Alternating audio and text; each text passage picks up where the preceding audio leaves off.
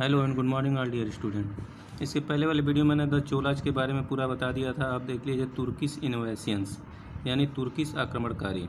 The Arabs were the first Muslim invaders to set their sights on the सब continent. जो हमारा उपमहाद्वीप सब कॉन्टिनेंट है उसमें जो पहले मुस्लिम इन्वाइडर्स आए थे, मुस्लिम आक्रमणकारी आए थे, वो कहाँ से आए थे? अरब से। However they did not get too far into India. वो इंडिया से बहुत दूरी पर नहीं थे, ठीक है ना। The Turks laid the foundation of Muslim rule in India. तुर्की क्या चाहते थे?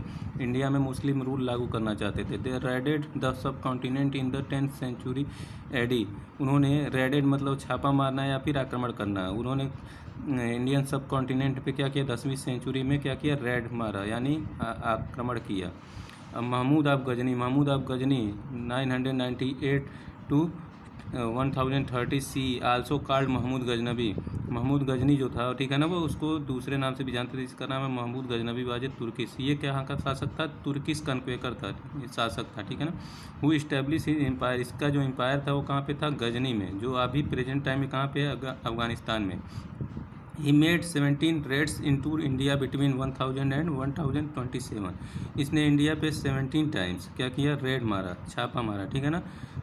कब से कब तक? 1000 से लेके 1027 सी के बीच में, ठीक है ना। Mahmud had not no interest in building N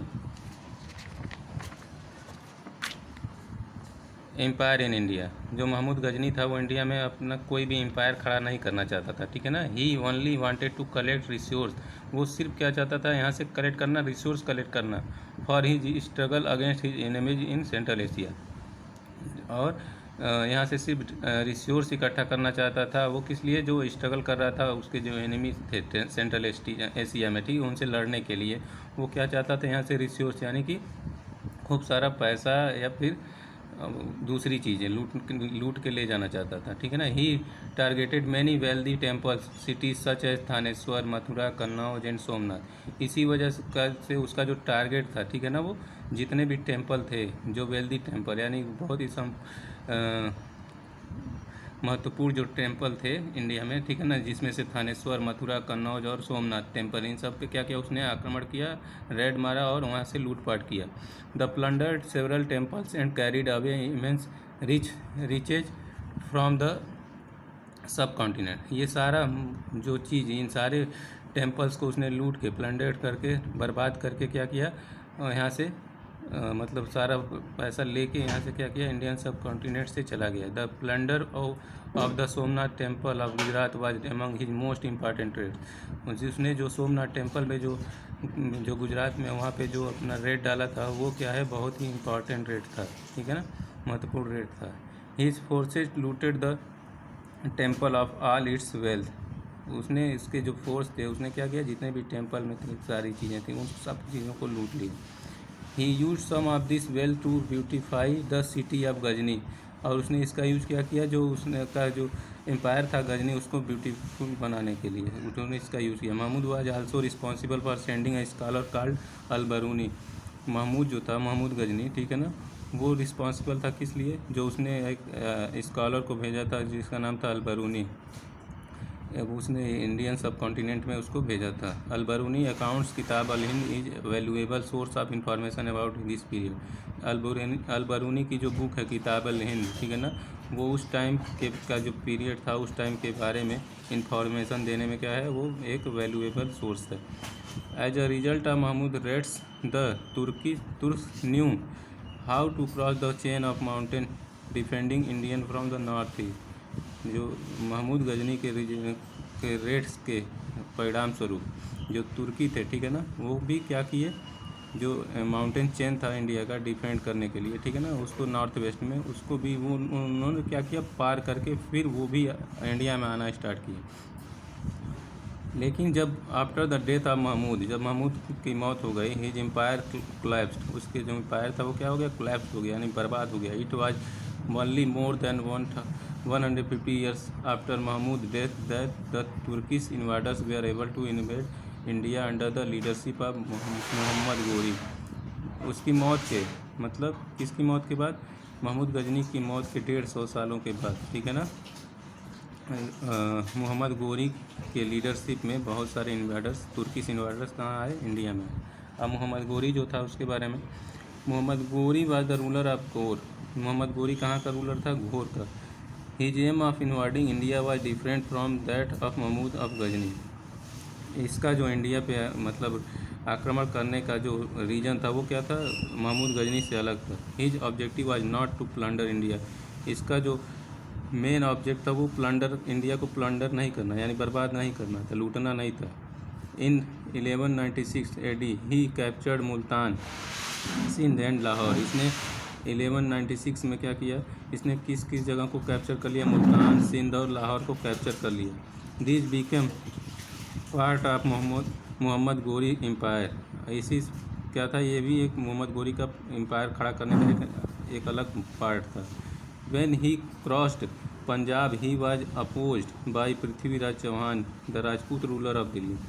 जैसे ही उसने पंजाब को क्रॉस किया तो उसके सामने कौन आ गया? उसके विरोध में पृथ्वीराज चौहान, जो राजपूत लीडर था कहाँ का? दिल्ली का। In the first battle of Tarain in 1191, जो तराई का बैटल हुआ 1191 में, ठीक है ना, जो पहला फर्स्ट बैटल ऑफ तराई, उसमें मोहम्मद गोरी क्या हुआ? डिफीट हो गया, हार गया। उसके बाद हाउएवर 1192 में वो फिर से क्या किया? Came back to revenge his defeat. फिर अपने हार का बदला लेने के लिए, ठीक है ना, उसने फिर क्या किया? फिर से दोबारा 1192 में फिर से हमला किया। उसके बाद उस युद्ध में जो तराई का जो सेकंड युद्ध था, ठीक है ना, पृथ्वीराज चौहान क्या हुआ? डिफीट हो गया और उसने क्या किया? उसी बैटल में मार दिया, तराई के सेकंड बैटल में।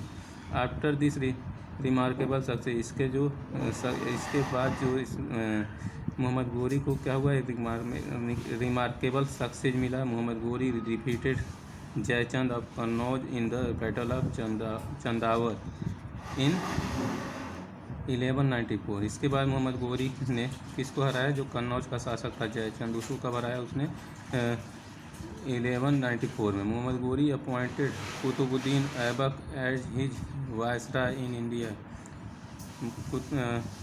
मोहम्मद गोरी ने एक कुतुबुद्दीन ऐबक नाम के वायसराय को क्या किया? इंडिया में अपना वायसराय बना के उसको अपॉइंट कर दिया। Qutubuddin Aibak become the first Muslim sultan of Delhi.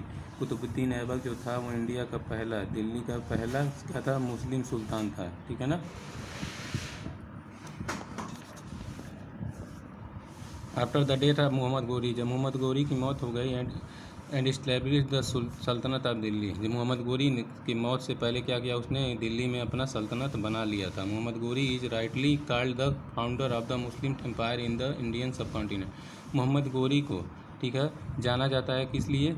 उसने मुस्लिम एम्पायर खड़ा किया कहाँ पे? इंडियन सब कॉन्टिनेंट में। उसका फाउंडर माना जाता है मोहम्मद गोरी को, ठीक है ना। इसके बाद आगे आ जाते हैं causes for defeat of the Rajput. अब राजपूतों को डिफीट करने, हराने का जो कारण था वो क्या था? काजेज, उसमें देख ली, we can enumerate the causes of the defeat of the Rajput and success of the Turks under the following point. हम जानते हैं कि जो राजपूत थे उनको डिफीट करने में तुर्किस को कैसे, कौन कौन से काज, मैंने कौन कौन से कारण थे उनको हराने का, ठीक है ना। सबसे पहला कारण था disunity among the Rajput was the most important reason for their defeat. सबसे पहला जो रीजन था, काज था, वो क्या था? राजपूतों में यूनिटी नहीं थी, एकता नहीं थी, ठीक है ना। वो आपस में एक दूसरे से क्या करते थे? लड़ाई करते थे, आपस में एकता नहीं था। इसके वजह से ये सबसे इम्पॉर्टेंट रीजन था इनका हारने का, ठीक है ना। उसके बाद दूसरा है the Turks were military superior to the Rajput. जो तुर्की थे उनकी जो मिलिट्री थी वो राजपूतों से अच्छी थी। They used horses which moved very swiftly as compare to elephants used by Rajput. और जो तुर्किस थे वो हॉर्स का यूज़ करते थे, वो इधर उधर घूमने भागने में क्या थे? बहुत ही आसानी से कर लेते थे। और राजपूत जो थे वो किस से लड़ाई कर रहे थे? हाथियों से। इसलिए वो क्या थे? अब हाथी है तो उसमें ज़्यादा स्विफ्ट तो होगा नहीं, मतलब कोई मूवमेंट तो हो नहीं पाएगा जल्दी से, जैसे हॉर्स कर लेगा, ठीक है ना। ये भी एक रीज़न था। फिर आ जाते हैं फिर next, the Turks had better planning and strategy while the Rajput constantly fought among themselves and did nothing to equip themselves with better weapons and tactics. अब जो राजपूत थे, ठीक है ना, उनका जो तरीका था लड़ने का वो तो ठीक था, लेकिन उनके पास बेटर वेपन्स नहीं थे और जो टैक्टिक्स थे वो भी उनके पास नहीं थे। जो तुर्किस के पास थे। फिर नेक्स्ट आपका काज है the Rajput had no standing आर्मीज।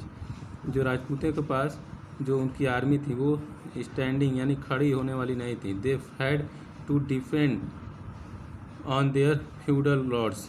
वो किस पे जो डिपेंड करते थे, फ्यूडल लॉर्ड यानी जो पैदल लड़ाई करने वाले थे, ठीक है ना, उस पर। उसके बाद the Turkish invasion failed to arouse national consciousness in India. The masses did not really cooperate the ruler. जो तुर्किश इन्वेंशन थे, जब उन्होंने इंडिया में हमला किया तो राजपूतों पे, तो जो उसके राजपूतों के दूसरे कोऑपरेट थे यानी जो साझेदार थे, उन्होंने क्या किया, उनकी हेल्प नहीं की, ठीक है ना। फिर आ जाते हैं next the Turkish they are inspired by a great religious enthusiasm.